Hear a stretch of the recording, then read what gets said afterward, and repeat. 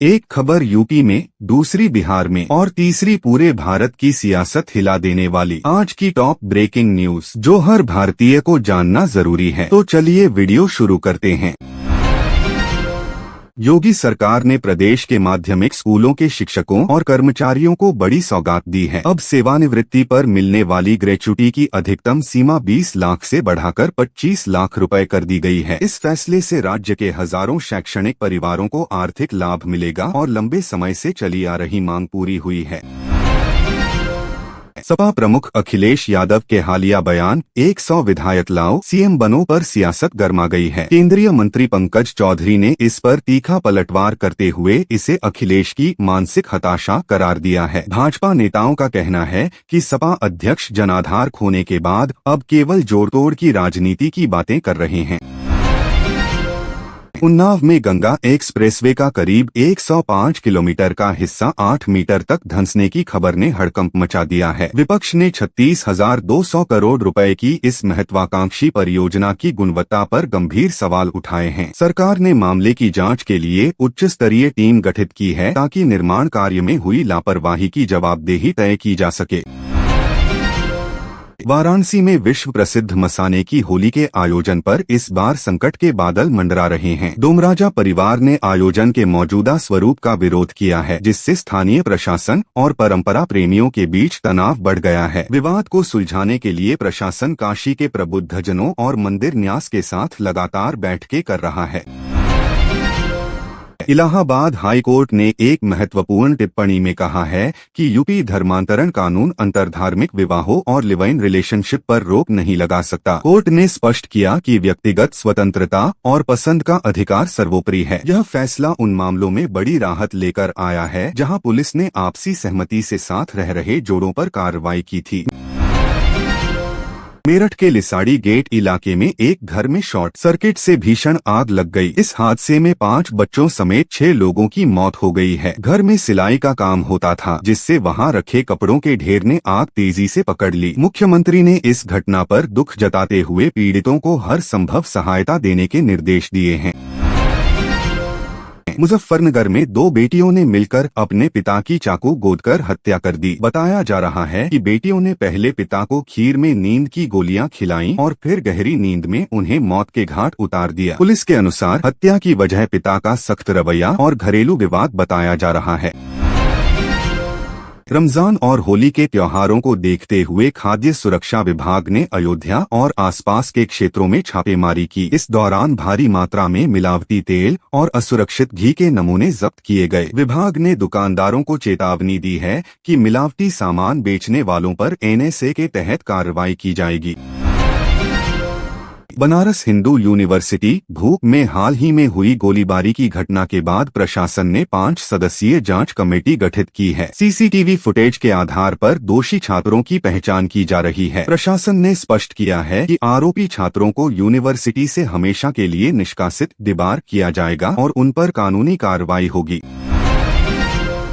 गाजीपुर में यादव जी की love story नामक फिल्म के विरोध में यादव संगठनों ने सड़क पर उतरकर प्रदर्शन किया। प्रदर्शनकारियों का आरोप है कि फिल्म में उनके समुदाय की छवि को गलत तरीके से पेश किया गया है। संगठन ने जिलाधिकारी को ज्ञापन सौंपकर फिल्म की रिलीज पर तत्काल प्रतिबंध लगाने की मांग की है। बिहार विधानसभा का बजट सत्र आज काफी हंगामेदार रहा। राजद विधायक भाई वीरेंद्र द्वारा सरकार गिरने के दावे पर मुख्यमंत्री नीतीश कुमार ने कड़ा पलटवार किया। मुख्यमंत्री ने सदन में कहा, हम 2002 से यहाँ हैं और जनता का विश्वास हमारे साथ है। आप अपनी संख्या देखिए। इस बहस के दौरान सदन में भारी शोर शराबा हुआ। केंद्रीय गृह मंत्री अमित शाह कल से 3 दिवसीय बिहार दौरे पर आ रहे हैं। वे पूर्णिया, किशनगंज और अररिया का दौरा करेंगे। इस दौरान वे सीमा सुरक्षा बलों के साथ एक उच्च स्तरीय बैठक करेंगे, जिसमें घुसपैठ रोकने की रणनीति पर चर्चा होगी। विपक्षी दलों, विशेषकर राजद ने इस दौरे को सांप्रदायिक सौहार्द बिगाड़ने की कोशिश बताते हुए आलोचना की है। भारतीय जनता पार्टी के राष्ट्रीय अध्यक्ष नितिन नवीन आज दरभंगा पहुंचे। उन्होंने भाजपा के प्रदेश अध्यक्ष संजय सरावगी की माता के निधन पर उन्हें श्रद्धांजलि अर्पित की। इस दौरान उन्होंने स्थानीय कार्यकर्ताओं के साथ आगामी सांगठनिक चुनावों और राज्य की राजनीतिक स्थिति पर अनौपचारिक चर्चा भी की, जिससे राजनीतिक हलचल बढ़ गई है।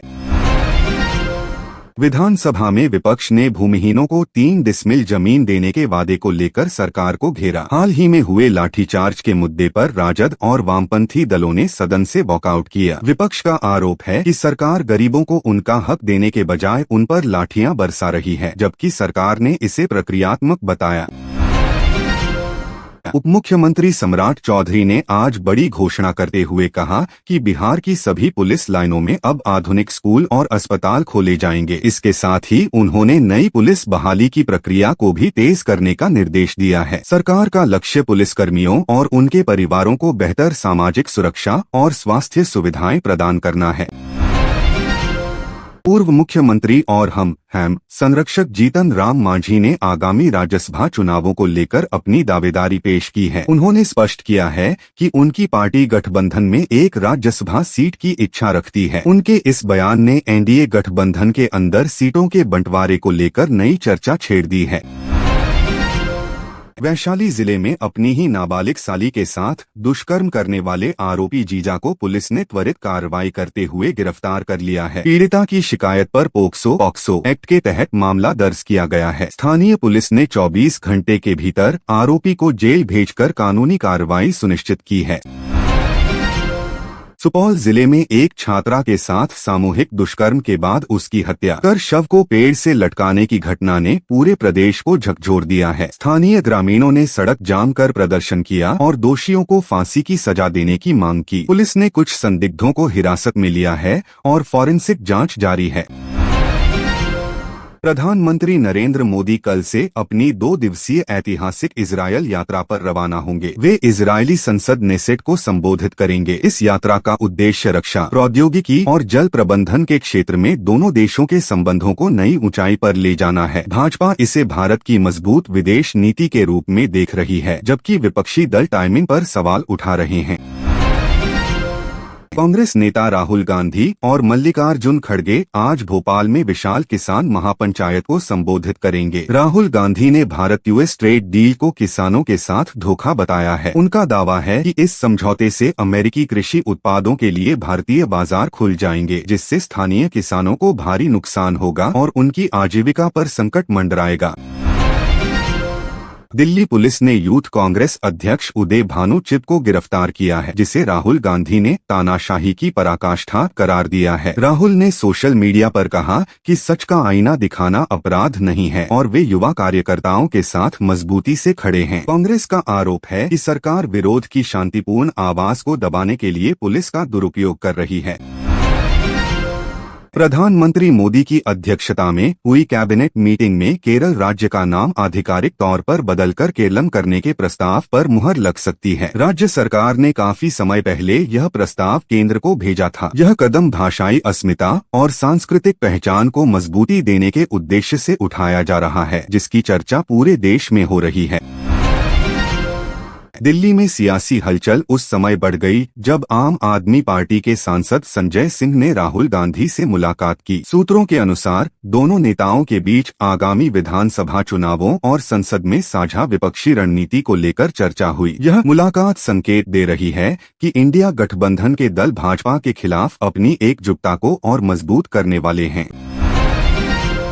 रूस और यूक्रेन के बीच चल रहे युद्ध को आज 4 साल पूरे हो गए हैं। इस अवसर पर भारत ने एक बार फिर शांति और संवाद का आह्वान किया है। भारत की संतुलित विदेश नीति की दुनिया भर में चर्चा है, जहां प्रधानमंत्री मोदी ने बार बार कहा है कि यह युद्ध का युग नहीं है। हालांकि वैश्विक अर्थव्यवस्था पर इस युद्ध का असर अब भी चिंता का विषय बना है।